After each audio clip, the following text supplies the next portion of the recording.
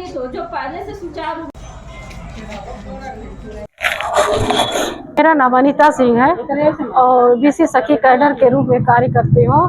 जो सरकार द्वारा यूपी में 58,000 नियुक्त किया गया था और हम लोगों को एसबीआई बैंक के आईडी दी गई है। सेफ सोल्यूशन कंपनी है, पार्टनर द्वारा तो दी गई। ये 38,000 की डिवाइस है जिसे अब तक लॉगिंग नहीं किया गया, इसे शुरू नहीं किया गया। ये महिला अपना गहना भी बेच कर ली है डिवाइस को, अब तक काम नहीं कर रही है। उस महिला का आजीविका कैसे चलेगा? ये माननीय मुख्यमंत्री जी से मैं ये जानना चाह रही हूँ कि जो कहा जा रहा है कि नारी सशक्तिकरण चल रहा है, नारी अपनी अपनी दुख कहे, अपनी गरीबी गाए तो किसके साथ गाए? अधिकारी तो सुनते ही नहीं है। जिले पे आइए, अपने विभाग के अधिकारी जो हैं गुमराह करके महिलाओं को भेज देते हैं, क्योंकि महिलाएं जान नहीं पाती हैं। महिलाएं गांव की हैं, कुछ जानती नहीं है कि मेरा अधिकार कहाँ है, मैं कहाँ मांगने जाऊँ। उन्हें वापस कर दिया जाता है इधर उधर की बातें करके।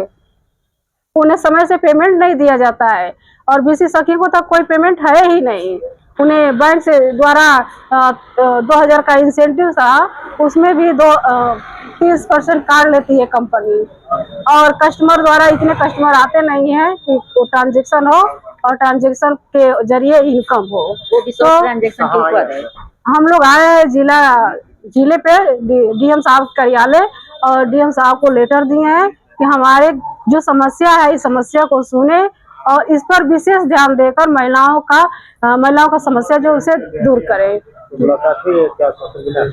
आश्वासन मिला है कि मैं अधिकारियों से बात करूंगा, लेकिन हमें यहाँ पे आश्वासन संतुष्ट इसलिए नहीं है कि जब अधिकारियों को बुलाते हैं डीएम साहब तो वो अपनी सफाई दे देते हैं, जो सफाई सच्चाई के योग्य नहीं होता है। झूठी झूठी बातें कही जाती है कि महिलाएं ये नहीं करती हैं, महिलाएं वो नहीं किया। हम लोग के विभाग में कह दिया गया है कि बीसी सखियां काम नहीं करना चाहती है।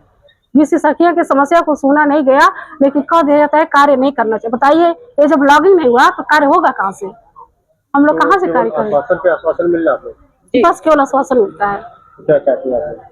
हम लोग अगर यहाँ नहीं सुनते हैं, अधिकारी हमारी आवाज वहां तक नहीं पहुंचाते हैं, तो मीडिया के द्वारा अब गाँव में ही अपने अपने गाँव में इकट्ठा करेंगे।